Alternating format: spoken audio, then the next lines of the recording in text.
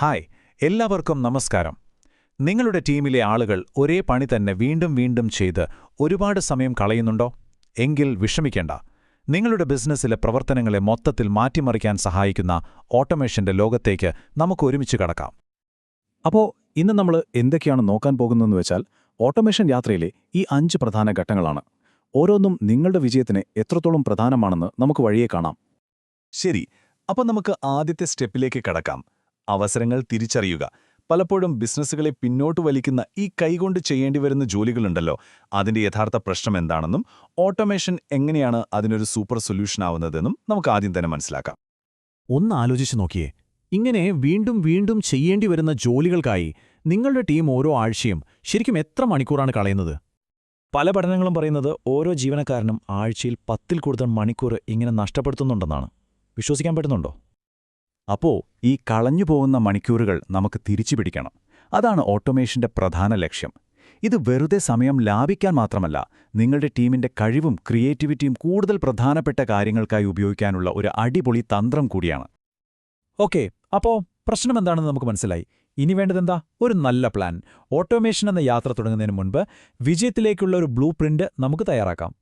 അതായത് ഓട്ടോമേഷൻ തുടങ്ങുന്നതിന് മുൻപ് നമ്മൾ നമ്മളോട് തന്നെ ചോദിക്കണം, എന്തിനാണ് നമ്മളിത് ചെയ്യുന്നത്? വ്യക്തമായ ഒരു ലക്ഷ്യം നിർവചിക്കുക എന്നതാണ് ആദ്യത്തെ പടി. ഇപ്പൊ സാധാരണയായിട്ട് ചിലർക്ക് ചിലവ് കുറയ്ക്കാനായിരിക്കും, മറ്റു ചിലർക്ക് കാര്യക്ഷമത കൂട്ടാനാവാം, അല്ലെങ്കിൽ മനുഷ്യന്മാർക്ക് പറ്റുന്ന തെറ്റുകളില്ലേ അതൊക്കെ ഒഴിവാക്കാൻ. ഇതിലേതിനാണ് നിങ്ങൾ മുൻഗണന കൊടുക്കുന്നത്? ഈ ടേബിൾ നോക്കൂ. ഇത് ശരിക്കും വളരെ ഇൻട്രസ്റ്റിംഗ് ആണ്. ഏതൊക്കെ ജോലികളാണ് ഓട്ടോമേറ്റ് ചെയ്യാൻ ഏറ്റവും നല്ലതെന്ന് കണ്ടുപിടിക്കാനും അതിനനുസരിച്ച് പ്രയോറിറ്റി സെറ്റ് ചെയ്യാനും ഇത് നിങ്ങളെ സഹായിക്കും. ഉദാഹരണത്തിന് ഇവിടെ നോക്കിയാൽ കാണാം, ഫിനാൻസ് ഡിപ്പാർട്ട്മെന്റിലെ ഇൻവോയ്സ് പ്രോസസ്സിംഗിന് ഹൈ പ്രയോറിറ്റിയാണ് കൊടുത്തിരിക്കുന്നത്. അപ്പോൾ നമ്മുടെ കയ്യിലൊരു അടിപൊളി പ്ലാനുണ്ട്. ഇനി എന്തു വേണം? ഇത് നടപ്പിലാക്കാൻ പറ്റിയ ടൂൾസ് വേണം. ആയിരക്കണക്കിന് സോഫ്റ്റ്വെയറുകൾക്കിടയിൽ നിന്ന് നമുക്ക് ഏറ്റവും ചേരുന്നത് എങ്ങനെ തിരഞ്ഞെടുക്കാമെന്ന് നോക്കാം. ഒരു ടൂള് തിരഞ്ഞെടുക്കുമ്പോൾ 3 കാര്യങ്ങൾ ശ്രദ്ധിച്ചാൽ മതി. 1, നമ്മൾ വിചാരിക്കുന്ന പണി ഇത് ചെയ്യുമോ? 2, നമ്മുടെ പോക്കറ്റിന് താങ്ങാൻ പറ്റുമോ? പിന്നെ 3, ഇപ്പോൾ നമ്മൾ ഉപയോഗിക്കുന്ന സിസ്റ്റങ്ങളുമായിട്ട് ഇത് കണക്ട് ചെയ്യാൻ പറ്റുമോ?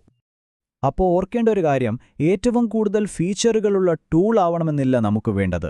നമ്മുടെ ഓഡിറ്റ് സമയത്ത് നമ്മൾ കണ്ടെത്തിയ പ്രത്യേക ആവശ്യങ്ങൾക്ക് ടക്ക് ചേരുന്ന ഒന്നായിരിക്കണം അത്. അപ്പോൾ പ്ലാനിംഗ് ഒക്കെ കഴിഞ്ഞു. ഇനി ശരിക്കുള്ള ആക്ഷനിലേക്ക് കടക്കാം. ഏറ്റവും എക്സൈറ്റിംഗ് ആയിട്ടുള്ള ഘട്ടം, നിങ്ങളുടെ പ്ലാൻ ഒരു യാഥാർത്ഥ്യമാക്കാൻ പോവുകയാണ്. ഒരു നല്ല തുടക്കത്തിന് ഈ 4 സ്റ്റെപ്പുകൾ ഫോളോ ചെയ്താൽ മതി. ഇത് കാര്യങ്ങൾ കുറച്ചുകൂടി എളുപ്പമാക്കാനും നിങ്ങളുടെ ലോഞ്ച് ഒരു വിജയമാക്കാനും സഹായിക്കും. ഏതൊരു പുതിയ കാര്യം ചെയ്യുമ്പോഴും ചില പ്രശ്നങ്ങൾ വരാമല്ലോ, അല്ലേ? ഇപ്പോ ആളുകൾ പുതിയ സിസ്റ്റം ഉപയോഗിക്കാൻ മടിക്കുന്നതുപോലെയുള്ള കാര്യങ്ങൾ, ഇതൊക്കെ മുൻകൂട്ടി കണ്ട് അതിനുള്ള പരിഹാരം കണ്ടുവെക്കുന്നത് എപ്പോഴും നല്ലതാണ്. വിജയത്തിന് അത് അത്യാവശ്യവുമാണ്. ഓക്കെ, നമ്മൾ യാത്രയുടെ അവസാന ഘട്ടത്തിലെത്തി. ഇത്രയും കാലം നമ്മൾ കഷ്ടപ്പെട്ടതിന്റെ ഫലം കാണാൻ പോകുന്ന സമയമാണിത്. നമ്മൾ മുടക്കിയ പണത്തിനും സമയത്തിനും എന്ത് പ്രതിഫലം കിട്ടിയെന്ന് കൃത്യമായിട്ടൊന്ന് അളന്നു നോക്കാം. ഓട്ടോമേഷൻ എത്രത്തോളം വിജയിച്ചു എന്ന് മനസ്സിലാക്കാൻ ഈ പറയുന്ന കാര്യങ്ങൾ ശ്രദ്ധിച്ചാൽ മതി. എത്ര സമയം ലാഭിച്ചു, എത്ര ചിലവ് കുറഞ്ഞു, അങ്ങനെയുള്ള കണക്കുകൾ കൃത്യമായി രേഖപ്പെടുത്തണം. ഈ ചാർട്ട് കണ്ടോ? കാര്യങ്ങൾ എത്ര വ്യക്തമായിട്ടാണിത് കാണിക്കുന്നത്.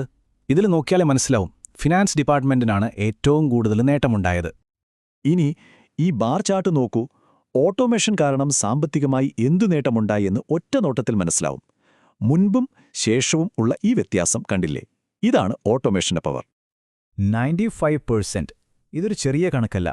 ഡേറ്റ എൻട്രിയിൽ വരുന്ന തെറ്റുകൾ ഇത്രയധികം കുറഞ്ഞു എന്ന് പറയുന്നത് ഓട്ടോമേഷന്റെ വലിയൊരു വിജയമാണ്. അപ്പോൾ ഈയൊരു വിശകലനത്തിലൂടെ നമ്മൾ കണ്ടത് എന്താണ്? ഒരു കൃത്യമായ പ്ലാനിംഗ് ഉണ്ടെങ്കിൽ നമ്മുടെ ബിസിനസ്സിനെ മൊത്തത്തിൽ മാറ്റിമറിക്കാൻ പറ്റും. ഇത് വെറുമൊരു ടെക്നോളജി മാറ്റം മാത്രമല്ല, നമ്മുടെ പ്രവർത്തന രീതിയെ തന്നെ മാറ്റുന്ന ഒന്നാണ്. അപ്പോൾ ഈയൊരു ചോദ്യത്തോടെ നമുക്ക് നിർത്താം.